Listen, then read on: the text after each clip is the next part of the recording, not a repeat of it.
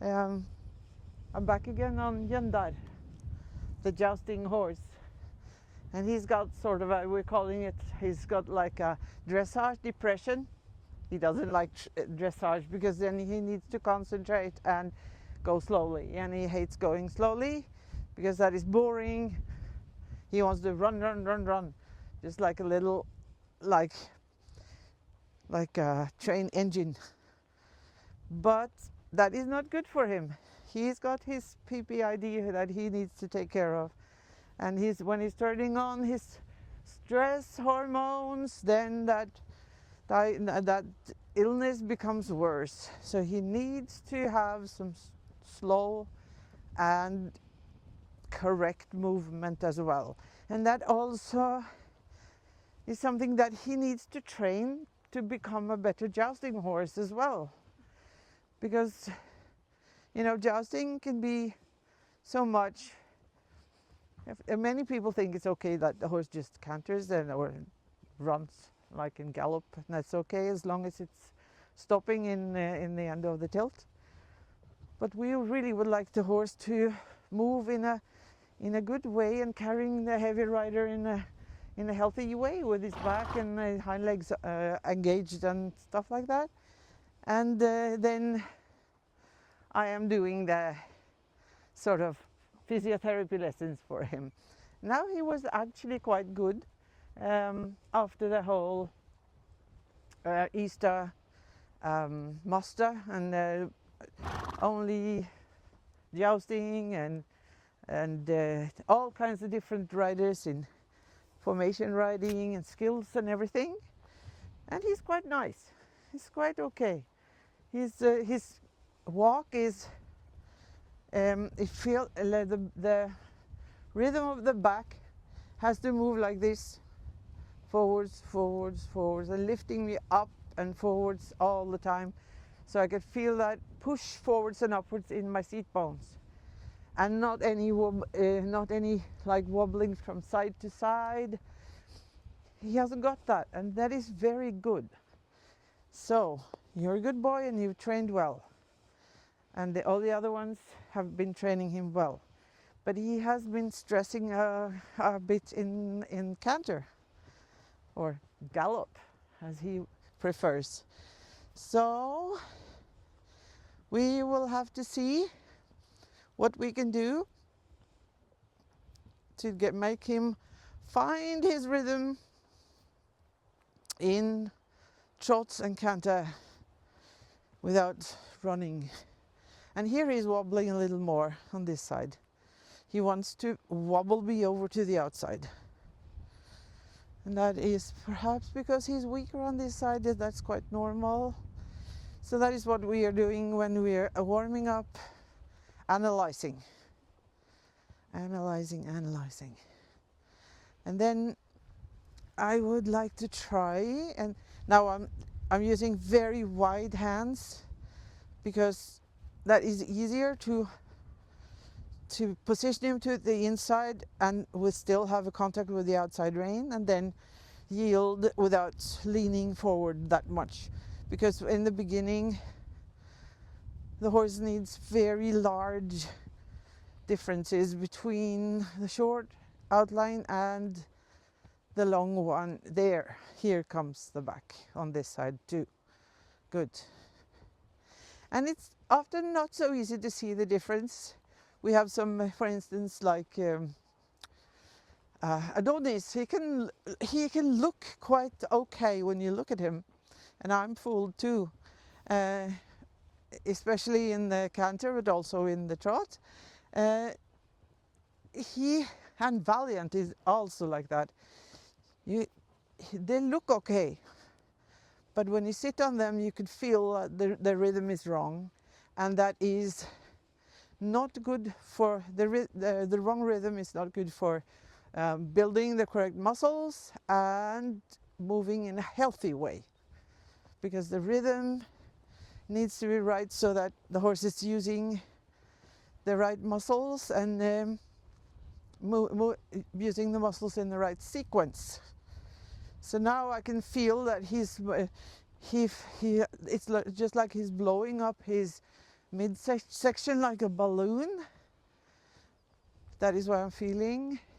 In the beginning he felt a little more like sitting on a herring, but he is not as bad as he used to be. You know, these are raised trotters, so they are trained in the beginning. They're trained in a completely different way than the riding horses are. They're trained to run fast in a different outline, and then they don't need to carry anything on their backs. So then they don't need to lift their backs and have their hind legs under like we do when we're riding. So now I'm going to try and just see what he does. Now, he's quite well to the outside rein right now, so I'm going to just ask him what he will do when we try to trot in the sitting trot. Yeah, you mustn't run Toren down. That is not allowed. Good. That's quite good, Gjøndar. Good boy. No running. No running. And now we're doing the same as we did with Toren and Temfox. But Temfox has got more problems than this guy. So then I just have to remind him to take away this habit. Good boy. And this is how far he came before he was like leaning onto his old habit and trying to run with his back down. And then I'm doing now a little inside leg, outside rein with quite a big bend in the neck, just to engage his back a little more. And then when the back is engaged, the hind legs are getting more room to get under. And then, yeah, good boy. Then I can just, I can do the rising trot because it helps him to lift his back more. But I needed to try to see I wanted to try to see if he was able to keep his back up for some strides while I was sitting. And he was. But he needs to train like rhythmically now with the rising trot. And when we're doing the rising trot, every time we rise up, he wants to follow my bum upwards every time I rise with his back. And then we could do it on the other side and then we are training the other diagonal. And we're talking about the diagonals all the time when we're doing the rising trot. And the reason why is that we're always engaging the inside hind leg to the outside rein. So that's why we're talking about the inside leg to the outside rein. So when we're on the circle or in the corners of the arena, then we are engaging that diagonal even more than we do on the straight lines. So it's easier to take hold of that diagonal, make that stretch, and then get him to stretch like I did now. Now the back is okay. I can try to, yeah, he was a little eager, but he managed to avoid to turn on his underneck and starting the cortisol production. Good boy. This is quite good for him. It's very nice. So I'm really pleased with how he feels right now. So that means that he has retained a lot of his strength in the right muscles, even developed some of it. So Toren, this is going to be nice for you to ride afterwards. So I'm just going to try a little canter, just to see if he does the strike off, and just canters in a nice and well-behaved way. No, not well-behaved, that's the wrong word. Balanced and calm, that is what we're looking for. Now he's actually stretching. So it's so important to set up the horse to manage it in a good way. If you just start with the horse unbalanced, looking to the outside, hasn't got engaged his right diagonal, then you set up the horse to fail. So here, where he has some trouble with positioning his head to the inside, I am exaggerating that bend to the inside a little, or the positioning, but making sure that he's to the outside rein anyway. And you can see that he really wants to get away from that. So I was thinking, I know that it's easier for him to strike off into the right hand canter, so or at least do it in the right way. So then I choose to do it this way. It's easier for him to bend to this side. It's not so easy for him to kick off with the right hind leg, but in the canter there is more strain on the outside hind leg. So that's why I choose this. So let's see now what he can do. He knows what I'm going to do, and he's so eager. He wants to canter. You're not supposed to canter until I tell you. Good boy. Good boy. Because then he will throw his head up in the air and just paddle along with his front legs. And he's putting me on the outside. So I have to sit on the inside. Good boy. There you go.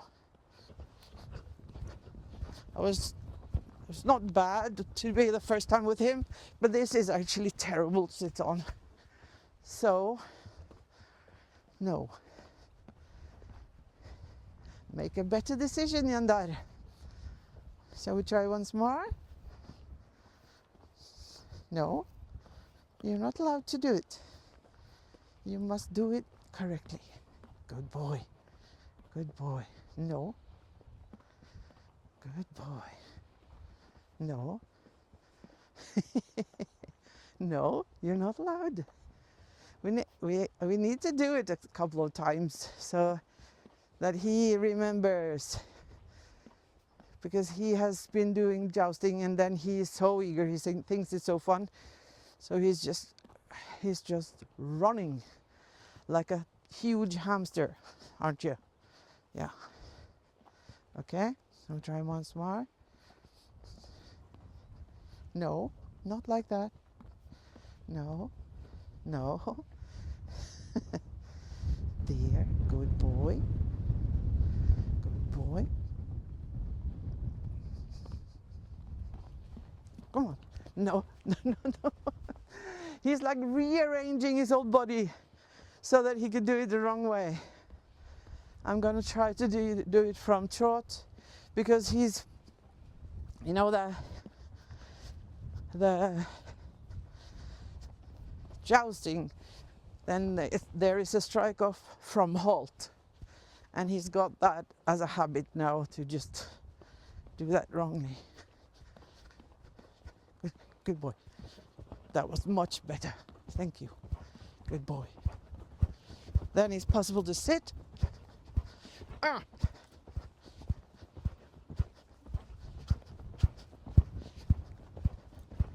No. No, no, no. And then he's falling apart. So then we have to stop, or else he'll just destroy himself. We'll try once more. And I'm not going to canter for such a long time, because then he's falling apart and then I have to be make hard half holds to make him stop, and that's not so fun. So let's try to stop the canter while it's still balanced. Trot first. No. You mustn't run. No. Good boy. Good boy. No. And if I try to restrict him with the outside rein, he does exactly like that.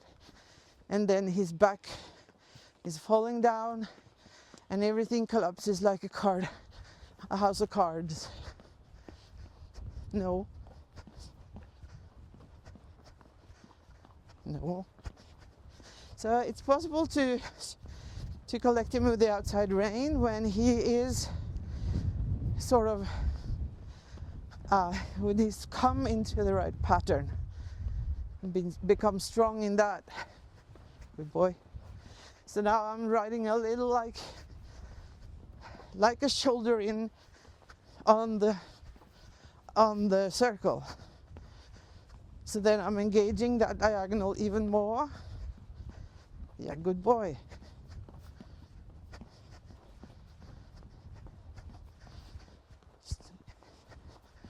And then we will try once more onto the breach. No, no, we're not going to war. No, and I can't sit up either because then he gets stressed and loses his back again.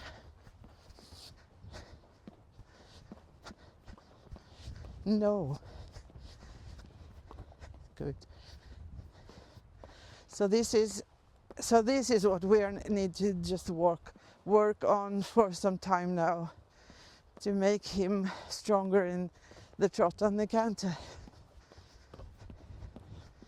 And we've got a tournament in the beginning of May, so we need to have him like soft in his canter till then. Then now I was able to sit on the inside seat bone for a little while until he just threw me off. Good boy. There. Good boy. No. Trying once more.